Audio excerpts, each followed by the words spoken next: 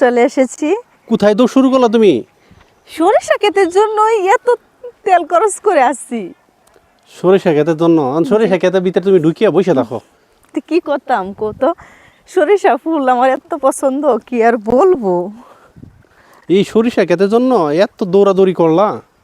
ই মাঝখানে ডুববো কেমনে? ওই দিক দিয়ে ফাঁকে যাও। হ্যাঁ।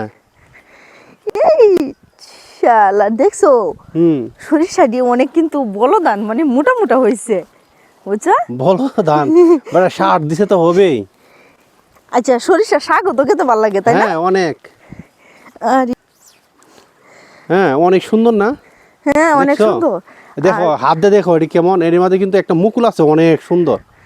এই যে দেখো, বিকেল বেলা সরিষা খেতে চলে আসলাম, কি আর বলবো। এই সরিষা ক্ষেতের জন্য বাড়ি থেকে এতটা দূরে আসছি, ভিডিও করতাম। কয় মানে কিলো রাস্তা আসছি?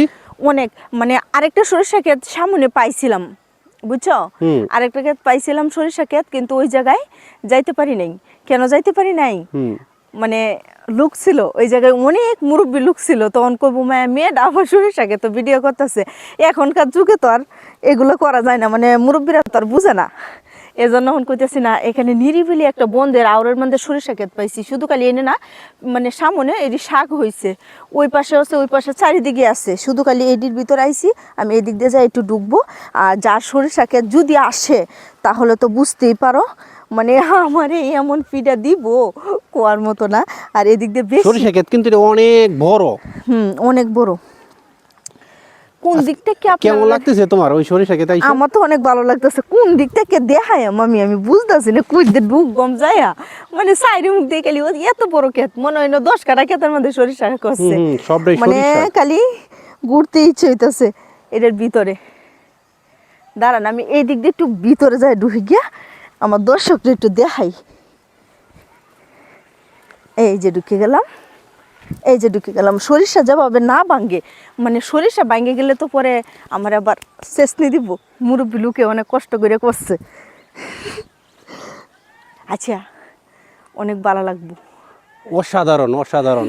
সবাই চেয়েছিল যে আমরা সরিষা ক্ষেতের ভিডিও দিই। হ্যাঁ। আর আমি সরিষা ক্ষেতের ভিডিও আজকে কয়েকদিন ধরে দিতাম করিয়া, মানে আসতে পারতেছি না সরিষা ক্ষেতে, কি আর বলবো। খুব ভালো লাগতেছে।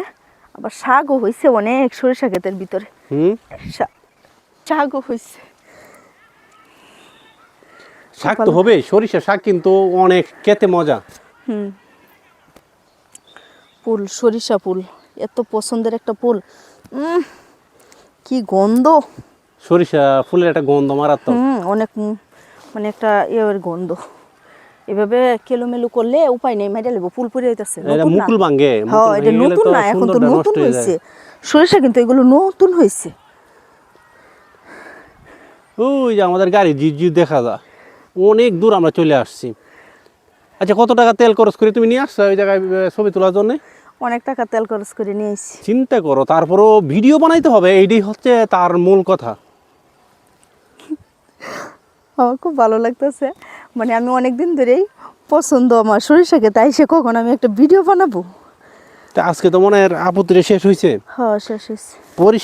সরিষা ক্ষেতের মালিকে তো আজকে খুব গর্বিত হয়ে যাবে যে আমার ফুলের কি সরিষা ক্ষেতের বাগানে যে ভিডিও করছে, হ্যাঁ হ্যাঁ হ্যাঁ ফুলের মালি চলে আসছে, নতুন মালি ভিডিও করতেছে। ফুল বাগানে। আর সরিষা ক্ষেতের মাঝখানে আমি, মানে সাদা একটা পোশাক পরে, মানে কিরকম সুন্দর লাগতেছে, মানে কি আর বলবো। হলুদের মাধ্যমে। সাদা, আহা। সাদা পরি। আমি ভাবছিলাম হলুদ একটা শাড়ি পরে, কিন্তু সময় কুলাইতে পারিনি। তাই না? খুব ভালো লাগতেছে।